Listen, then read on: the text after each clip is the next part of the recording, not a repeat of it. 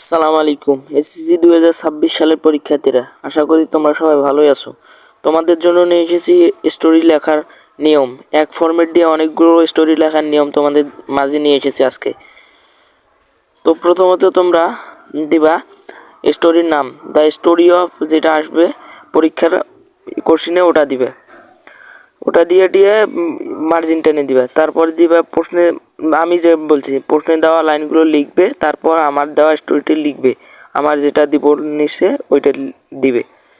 The following story is very pleasant. In this story, there is one situation in which character who is cave figure in story.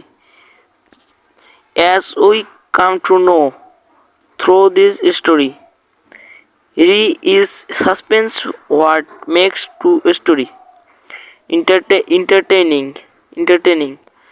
The story based on a story and on a situation which is related to life human life.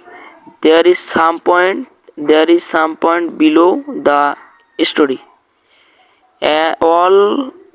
All points are essential.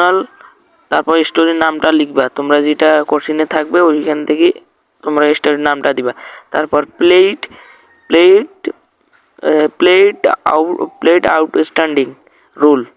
তারপর মেয়ে থাকলে C দিবা, ছেলে থাকলে হি দিবা এখানে। তারপর ওয়াজ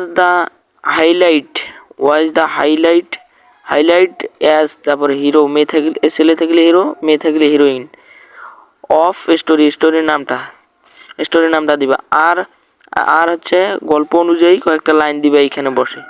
আমার জায়গা আটে নাই, তাই অন্য পৃষ্ঠায় আমি দিছি, আরেকটা লিখছি। তো সম্পূর্ণভাবে এটা স্টোরিটা হচ্ছে যাদের সিলেবাস মানে পুরোপুরি সম্পূর্ণ হয় নাই তাদের জন্য, আর যাদের হয়েছে তো ওরা তো লিখতে পারবে আলাদা করে। তোমরা মনে করতেছো যে স্টোরিটা বড়, কিন্তু না, আমার ছোট পৃষ্ঠা তো তাই বড় দেখাচ্ছে। লাস্ট প্যারাটা আমি অপর পৃষ্ঠায় লিখছি। তো লিখছি,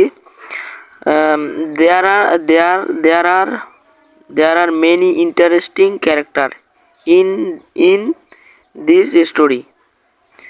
The above story was really interesting and it taught us for our today life. It calculated that above story is apt. তো এইভাবে লিখবা তোমরা, ইনশাল্লাহ 10-এর মধ্যে তাহলেও 7 পাবা ইনশাল্লাহ। 10-এর মধ্যে এই 10-এর মধ্যে এইভাবে 7 পাবা ইনশাল্লাহ। তো ভিডিওটা ভালো লাগলে লাইক করে দিও প্লিজ।